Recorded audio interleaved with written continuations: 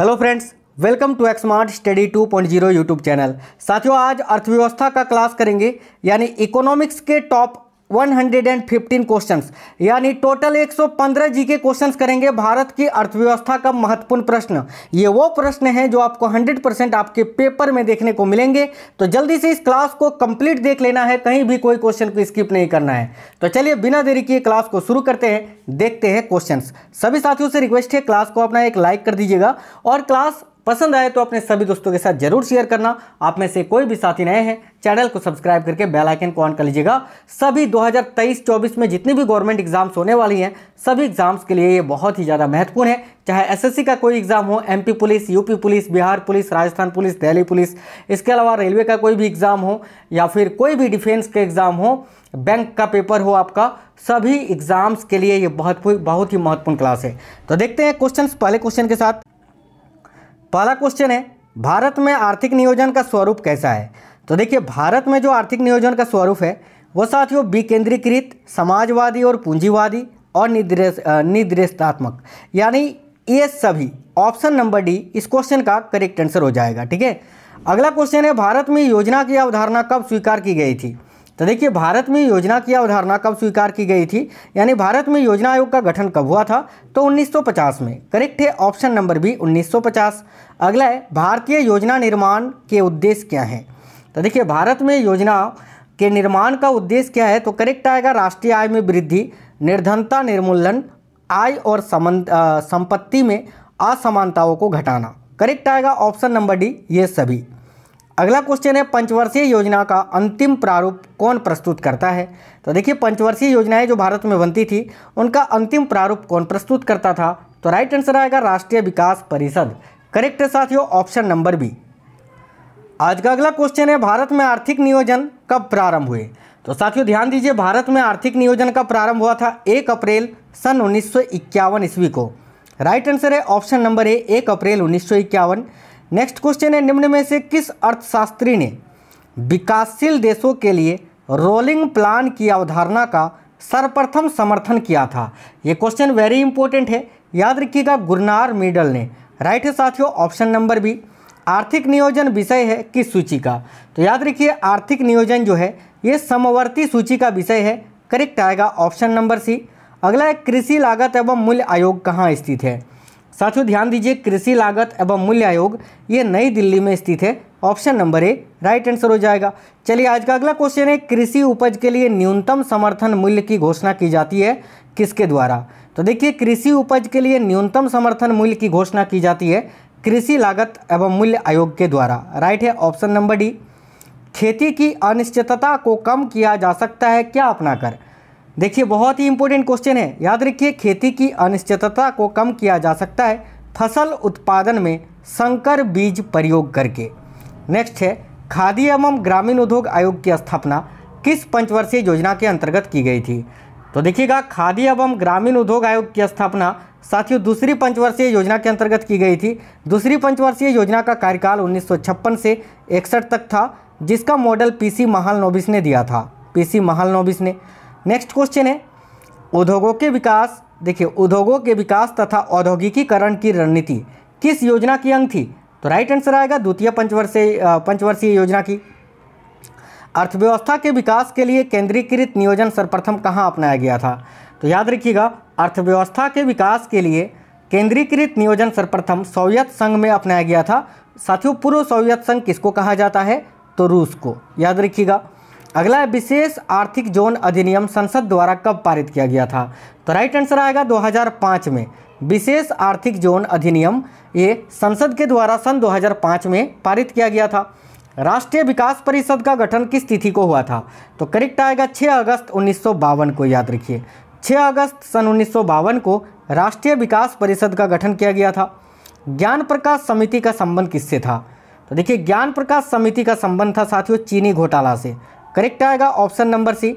सुंदरराजन समिति का संबंध किससे है? तो देखिए, सुंदरराजन समिति का संबंध है पेट्रोलियम से। ऑप्शन नंबर है पेट्रोलियम। रंगराजन समिति का संबंध किससे है? समितियों से बहुत ज़्यादा क्वेश्चन पूछा जाता है। तो देखिए, रंगराजन समिति का संबंध किससे है? तो भुगतान संतुलन घाटा से बहुत ज़्यादा ये क्वेश्चन पूछा जाता है। भुगतान संतुलन घाटा। शंकरलाल गुरु समिति का संबंध किससे था? तो देखिएगा शंकरलाल गुरु समिति का संबंध किससे था? तो साथियों कृषि विपणन, याद रखिएगा कृषि विपणन से। नरसिम्हन समिति का संबंध किससे है?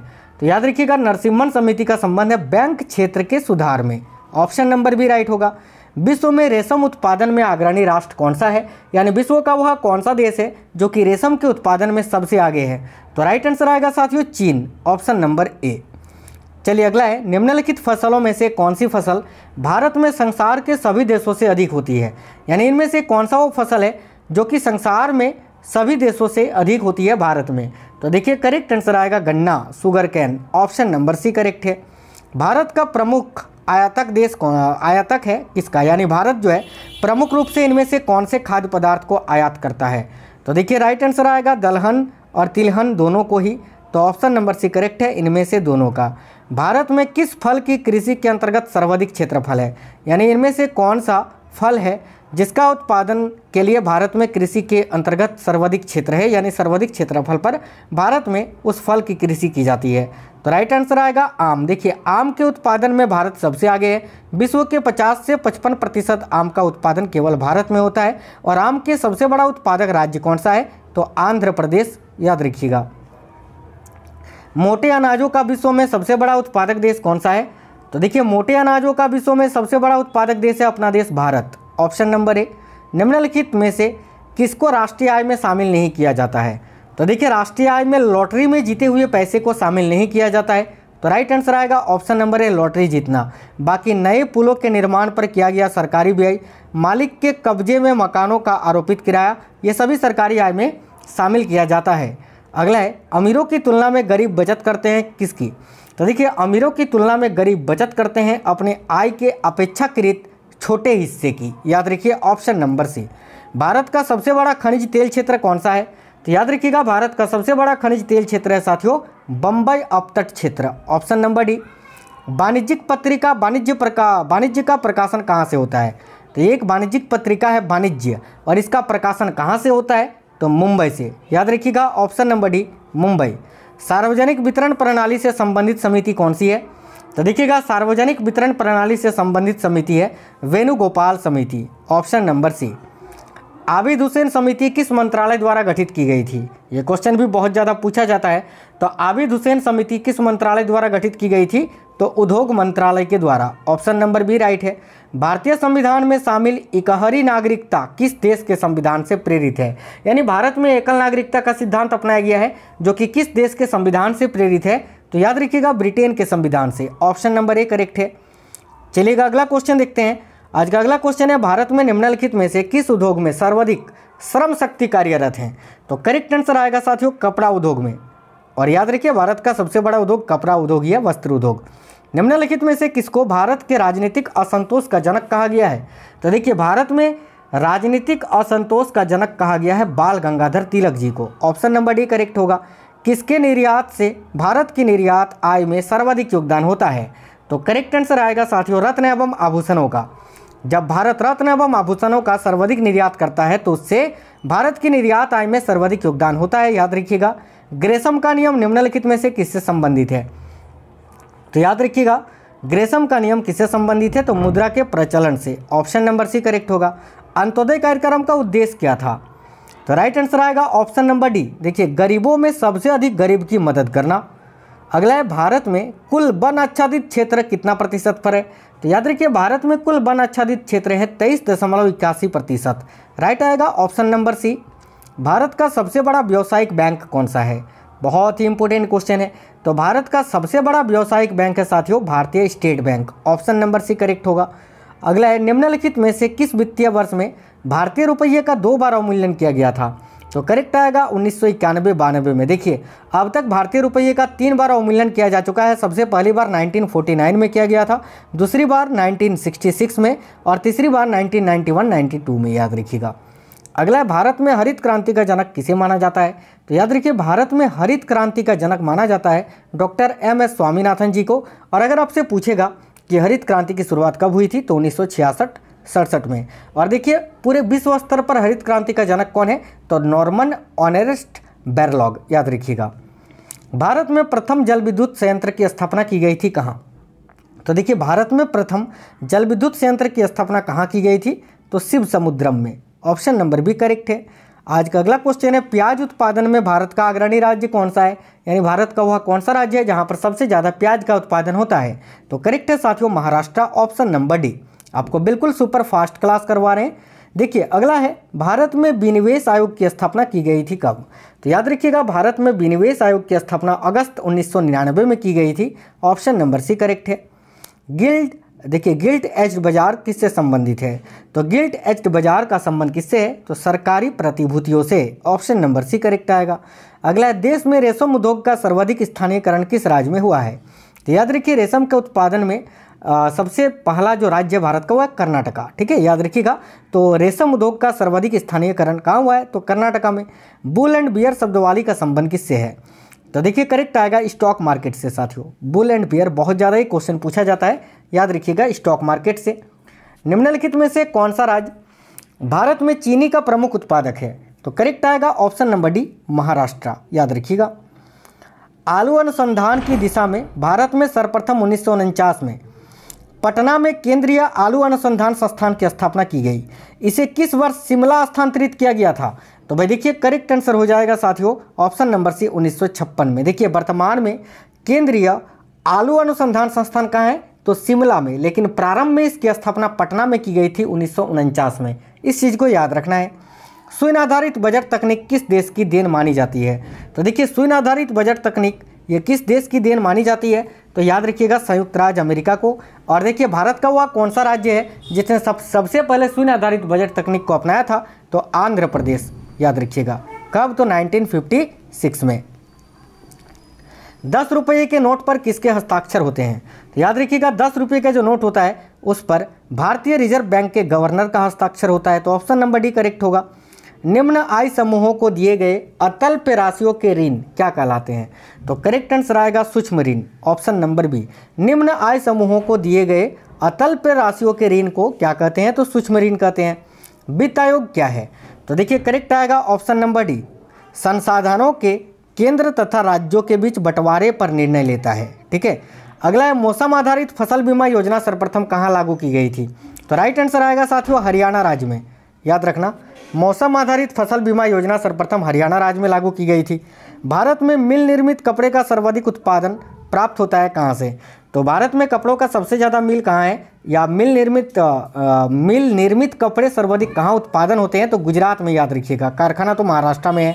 भारत में सिंचाई का सर्वप्रथम स्रोत ये क्या है? तो भारत में सिंचाई का सबसे पहला जो स्रोत है वो है कुआं और नलकूप। तो राइट है ऑप्शन नंबर सी। सूचना प्रौद्योगिकी क्षेत्र की विश्व की 100 कंपनियों में से भारत की एकमात्र कंपनी कौन सी है? तो करेक्ट आंसर आएगा विप्रो, ऑप्शन नंबर बी, याद रखिएगा। भारत में नोट जारी करने की कौन सी प्रणाली अपनाई जाती है? तो राइट आंसर आएगा ऑप्शन नंबर बी, न्यूनतम आरक्षित प्रणाली, याद रखिएगा। वर्ल्ड वाइड वेब को सृजित करने का श्रेय किसको है? यानी वर्ल्ड वाइड वेब WWW का आविष्कार किसने किया था? तो देखिए राइट आंसर आएगा option number B, Tim Berners-Lee ने।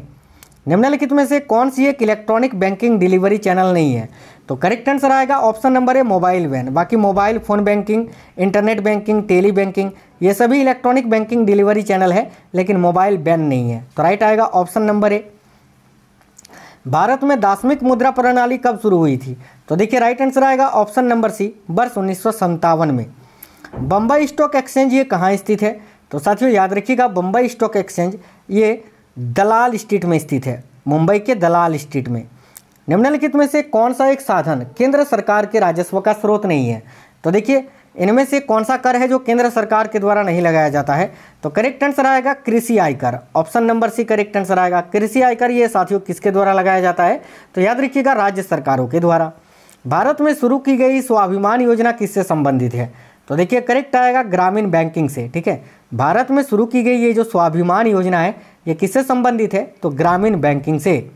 लघु एवं कुटीर उद्योग इसीलिए महत्वपूर्ण है क्यों? तो देखिए लघु एवं कुटीर उद्योग से क्या होता है कि वे उद्योग जो होते हैं बहुत लोगों को रोजगार प्रदान करते हैं। तो राइट आंसर आएगा ऑप्शन नंबर ए, वे बहुतों को रोजगार प्रदान करते हैं। भारत का पहला ग्लोबल टेलीकॉम सिटी कौन सा है? तो करेक्ट आंसर आएगा साथियों ऑप्शन नंबर सी, बंगलुरु। भारतीय मुद्रा को पूर्ण परिवर्तनीय बनाया गया था कब? कौन से फाइनेंशियल ईयर के बजट में? तो याद रखिएगा वित्तीय वर्ष 1992-93 के केंद्रीय बजट में भारतीय मुद्रा को पूर्ण परिवर्तनीय बनाया गया था। ये क्वेश्चन वेरी वेरी इंपॉर्टेंट है, इसको नोट कर लीजिएगा। अगला है, माफ करना यार, 93-94 में ना, यहाँ पर देखिएगा, सुधार लीजिएगा साथियों। भारतीय मुद्रा को पूर्ण परिवर्तनीय बनाया गया था 1993-94 के केंद्रीय बजट में, है ना, यानी वित्तीय वर्ष 1993-94 के केंद्रीय बजट में। द फ्यूचर ऑफ इंडिया नामक पुस्तक का लेखक कौन है? तो करेक्ट आंसर आएगा साथियों बिमल जालन। याद रखिए, द फ्यूचर ऑफ इंडिया, इस पुस्तक को किसने लिखा था? तो बिमल जालन ने।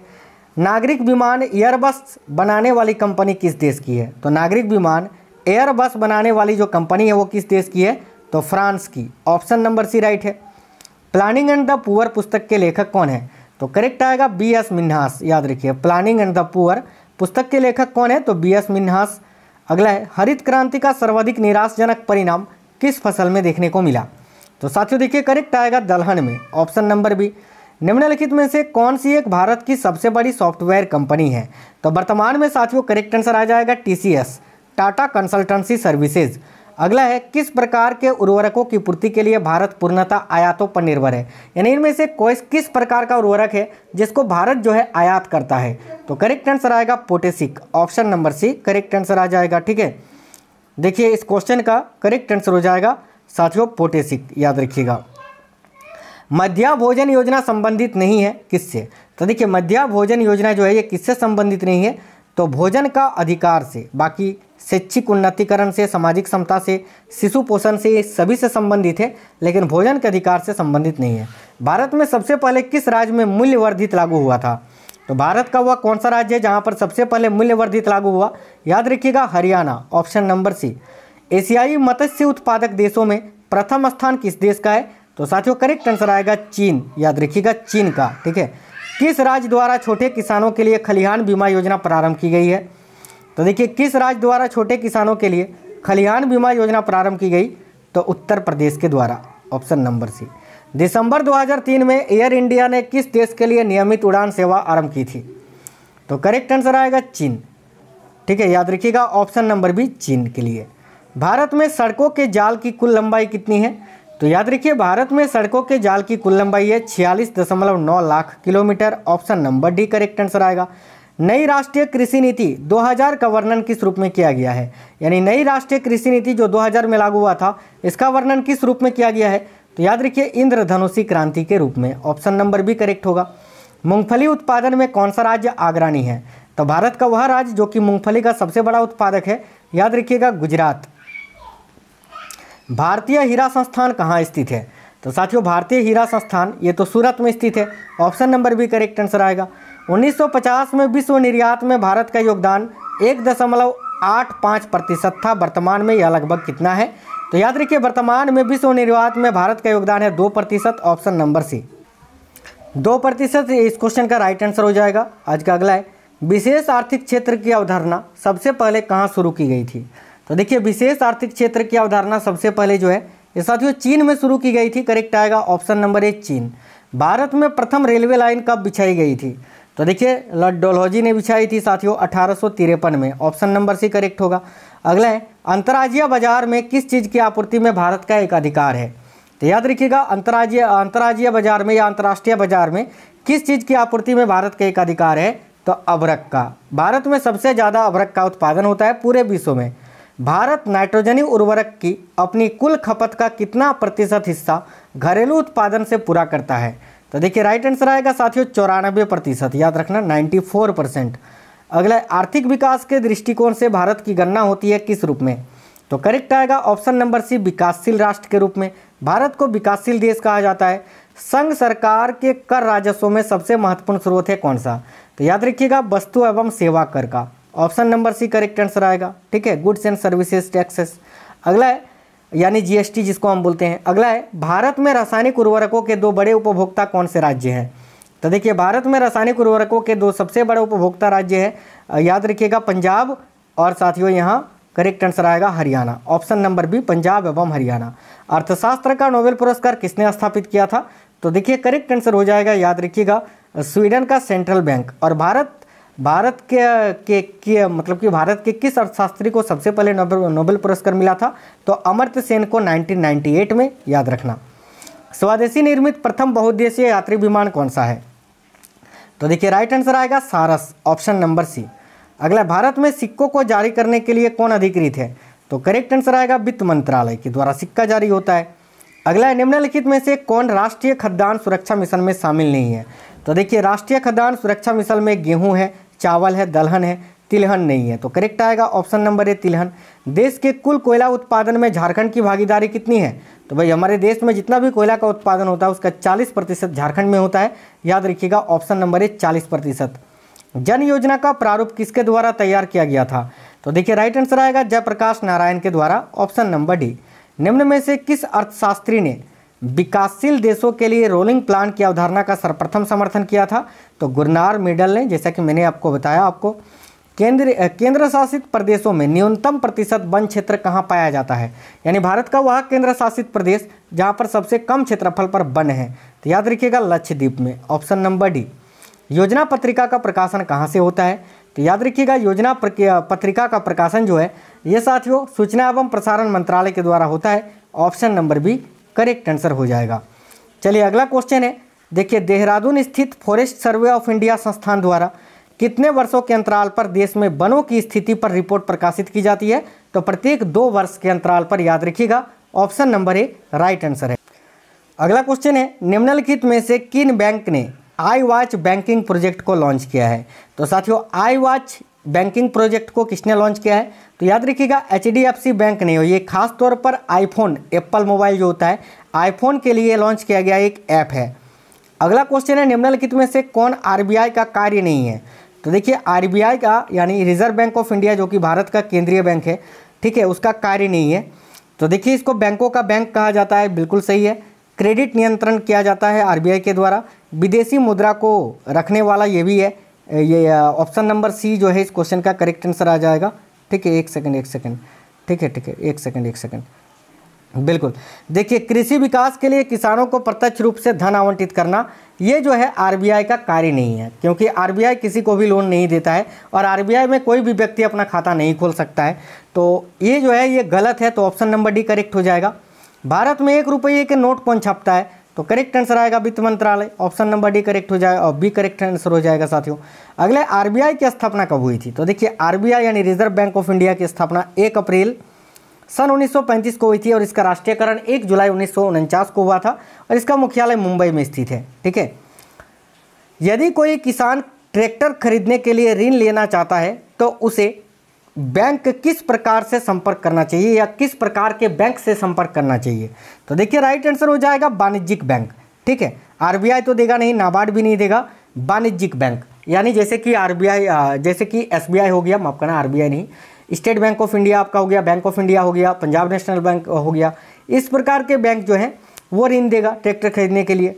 अगला क्वेश्चन है, वर्तमान में भारत में सार्वजनिक क्षेत्र के कितने बैंक काम कर रहे हैं? तो करेक्ट आंसर आएगा 12 बैंक। देखिए आपको इसके बारे में बता देते हैं, वर्तमान में भारत में सार्वजनिक क्षेत्र के कितने बैंक काम कर रहे हैं? तो 12 बैंक। देखिए भारत में बैंकिंग उद्योग में 12 सार्वजनिक क्षेत्र के बैंक हैं और 21 निजी क्षेत्र के बैंक हैं, 6 भुगतान बैंक है, 2 स्थानीय क्षेत्र के बैंक हैं, 12 छोटे वित्त बैंक है, 4 वित्तीय संस्थान है, 43 क्षेत्रीय ग्रामीण बैंक है और 45 विदेशी बैंक शामिल हैं, याद रखिएगा।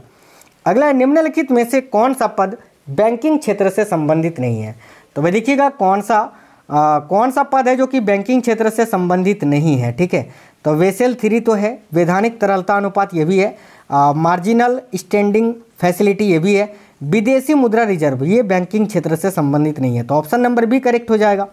निम्नलिखित में से कौन सा शब्द मौद्रिक नीति के बनाने में प्रयोग नहीं किया जाता है?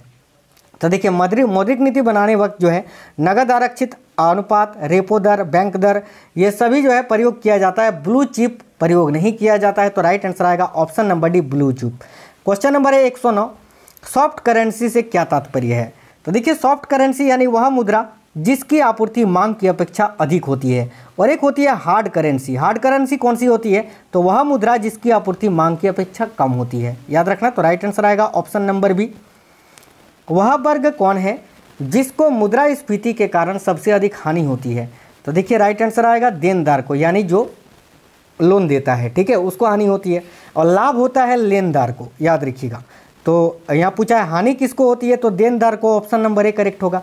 भारतीय मुद्रा रुपया की आधिकारिक विनिमय दर संबंधित है किससे, तो याद रखिए चुनी हुई विदेशी मुद्राओं के समूह से, राइट आएगा ऑप्शन नंबर डी।